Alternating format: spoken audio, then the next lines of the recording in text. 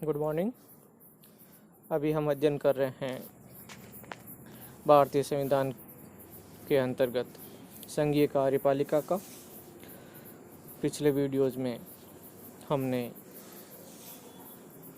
अध्ययन किया था भारत के प्रधानमंत्री से संबंधित जो महत्वपूर्ण संवैधानिक प्रावधान हैं उनका। आज हम भारत के प्रधानमंत्री एवं मंत्रिपरिषद से संबंधित कुछ महत्वपूर्ण प्रश्न हैं उन पे चर्चा करते हैं। साथ ही इससे संबंधित कुछ अन्य चीज़ें भी इस दौरान उनकी भी हम चर्चा करेंगे। पहला प्रश्न है, भारत के प्रधानमंत्री की नियुक्ति कौन करता है? पिछले वीडियो में हमने देखा था कि अनुच्छेद 74 कहता है कि राष्ट्रपति को सहायता और सलाह देने के लिए एक मंत्रिपरिषद होगी जिसका प्रधान प्रधानमंत्री होगा। फिर अनुच्छेद 75 में हमने देखा था कि प्रधानमंत्री की नियुक्ति राष्ट्रपति करेगा, यानी प्रधानमंत्री की नियुक्ति कौन करता है? राष्ट्रपति। और राष्ट्रपति उसी व्यक्ति को प्रधानमंत्री नियुक्त करता है जिसके दल को लोकसभा में बहुमत प्राप्त हो। योजना आयोग का अध्यक्ष कौन होता है? प्रधानमंत्री के कार्य और अधिकार में हमने देखा था कि प्रधानमंत्री योजना आयोग का अध्यक्ष होता है। वैसे योजना आयोग को अब समाप्त कर दिया गया है, उसके स्थान पर अब नीति आयोग है, तो नीति आयोग का अध्यक्ष भी प्रधानमंत्री होता है। संघीय मंत्रिमंडल की बैठक का सभापति कौन होता है? संघीय मंत्रिमंडल या संघीय मंत्रिपरिषद की जो भी बैठकें होती है उन बैठकों की अध्यक्षता प्रधानमंत्री करता है। क्यों? क्योंकि प्रधानमंत्री मंत्रिपरिषद का मुखिया होता है। प्रधानमंत्री का कार्यकाल कितना होता है? इस पर हमने पिछले वीडियो में काफ़ी चर्चा की थी। तो हमने देखा कि प्रधानमंत्री का कार्यकाल निर्धारित नहीं है। प्रधानमंत्री का कार्यकाल निर्भर करता है कि उसे लोकसभा में कब तक बहुमत प्राप्त है।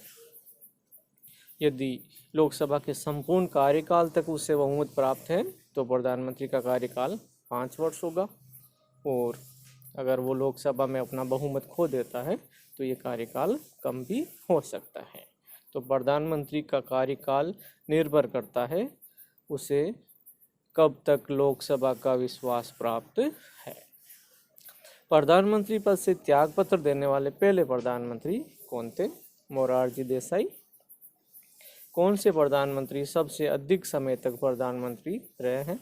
तो इसमें पंडित जवाहरलाल नेहरू, जो भारत के प्रथम प्रधानमंत्री भी थे और सबसे लंबे समय तक वो भारत के प्रधानमंत्री रहे। प्रधानमंत्री बनने के लिए न्यूनतम आयु कितनी होती है? तो इस पे भी हमने पिछले वीडियो में चर्चा की थी कि प्रधानमंत्री पद के लिए कोई योग्यताएं निर्धारित नहीं है। तो इसमें केवल एक ही चीज़ है कि प्रधानमंत्री बनने के लिए व्यक्ति को संसद का सदस्य होना जरूरी है। और यहाँ संसद के सदस्य से तात्पर्य है कि वो लोकसभा का सदस्य भी हो सकता है या राज्यसभा का सदस्य भी हो सकता है। और यदि कोई लोकसभा का सदस्य प्रधानमंत्री बनता है तो उसे लोकसभा का सदस्य निर्वाचित होने के लिए जो अर्हताएं या योग्यताएं हैं वो उसमें होनी चाहिए। इस हिसाब से उसकी न्यूनतम आयु 25 वर्ष होगी। और यदि कोई राज्यसभा का सदस्य प्रधानमंत्री बनता है तो फिर न्यूनतम आयु 30 वर्ष होगी। संसदीय शासन प्रणाली सर्वप्रथम किस देश में लागू हुई? ये ब्रिटेन में। हमने देखा कि भारत में संसदीय शासन प्रणाली अपनाई गई है जो ब्रिटेन के संविधान से प्रेरित होकर ली गई है। और ब्रिटेन की जो संसद है उसको संसदों की जननी भी कहा जाता है।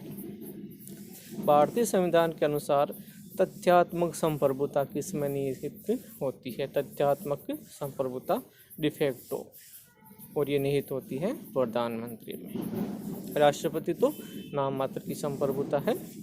भारत के प्रथम प्रधानमंत्री कौन थे? पंडित जवाहरलाल नेहरू। प्रधानमंत्री को पद एवं गोपनीयता की शपथ कौन दिलाता है? तो पिछले वीडियो में हमने देखा कि प्रधानमंत्री को 2 तरह की शपथ दिलाता है। एक पद की शपथ और एक गोपनीयता की शपथ। और ये शपथ कौन दिलाता है? राष्ट्रपति। किस प्रधानमंत्री ने एक बार अपने पद से हटने के बाद दोबारा पद संभाला था? तो ये इंदिरा गांधी है, जो भारत की प्रथम महिला प्रधानमंत्री भी रही हैं। जवाहरलाल नेहरू के बाद भारत के प्रधानमंत्री कौन बने? हमने देखा कि पंडित जवाहरलाल नेहरू भारत के प्रथम प्रधानमंत्री थे और वो सबसे लंबे समय तक भी प्रधानमंत्री रहे। और पद पर रहते हुए जब उनकी मृत्यु हो गई तो कार्यवाहक प्रधानमंत्री के रूप में गुलजारी लाल नंदा भारत के प्रधानमंत्री बने। बाद में लाल बहादुर शास्त्री भारत के प्रधानमंत्री बने। संसदीय शासन प्रणाली में वास्तविक कार्यपालिका की शक्ति किसके पास होती है? हमने पढ़ा कि संसदीय शासन प्रणाली में कार्यपालिका दो भागों में विभाजित होती है, एक नाममात्र की कार्यपालिका और दूसरी वास्तविक कार्यपालिका।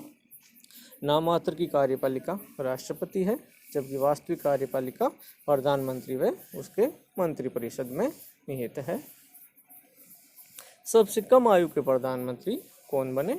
सबसे कम आयु के प्रधानमंत्री श्री राजीव गांधी। लोकसभा में बहुमत दल का नेता कौन होता है? लोकसभा में बहुमत दल का नेता सामान्यतः प्रधानमंत्री होता है। किस प्रधानमंत्री की नियुक्ति के समय वे किसी भी सदन के सदस्य नहीं थे? हमने पढ़ा कि प्रधानमंत्री बनने के लिए संसद का सदस्य होना जरूरी है, लेकिन राष्ट्रपति किसी ऐसे व्यक्ति को भी प्रधानमंत्री नियुक्त कर सकते हैं जो संसद का सदस्य नहीं है, लेकिन उसमें उस व्यक्ति को 6 महीने के अंदर अंदर संसद की सदस्यता प्राप्त करना जरूरी है। तो HD देवगौड़ा जब भारत के प्रधानमंत्री बने तब वो संसद के किसी भी सदन के सदस्य नहीं थे।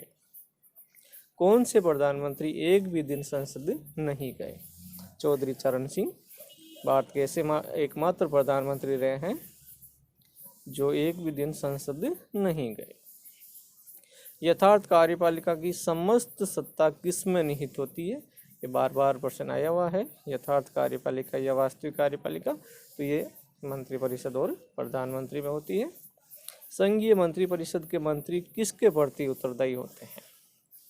ध्यान दें, संसदीय शासन प्रणाली में कार्यपालिका विधायिका के प्रति उत्तरदायी होती है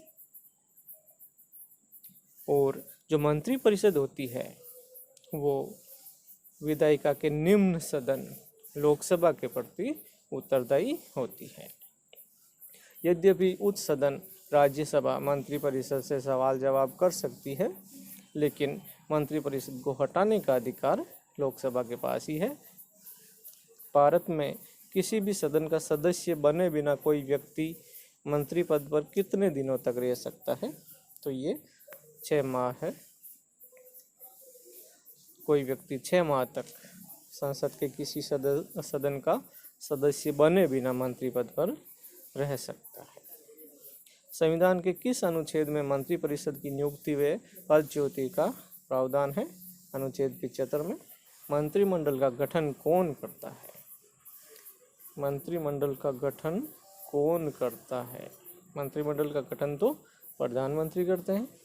और वैसे प्रधानमंत्री और जो मुख्य जो मंत्री हैं वो मिलकर कैबिनेट या मंत्रिमंडल कहलाते हैं।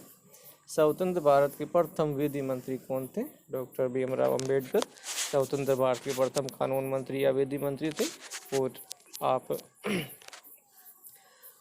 भारतीय संविधान के निर्माता भी कहलाते हैं।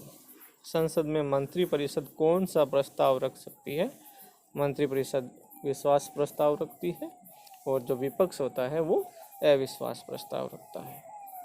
मंत्रिपरिषद के सदस्यों को गोपनीयता की शपथ कौन दिलाता है? राष्ट्रपति। भारत के मंत्रिपरिषद में अधिकतम सदस्य कहाँ से लिए जाते हैं?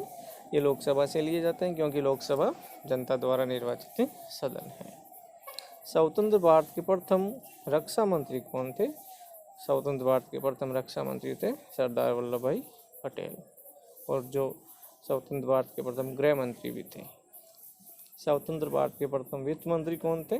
जॉन मथाई। तो आज हमने भारत के प्रधानमंत्री एवं मंत्रिपरिषद से संबंधित कुछ जो महत्वपूर्ण प्रश्न हैं उन पे चर्चा की। उम्मीद है आपको ये वीडियो अच्छा लगा होगा। Thank you very much.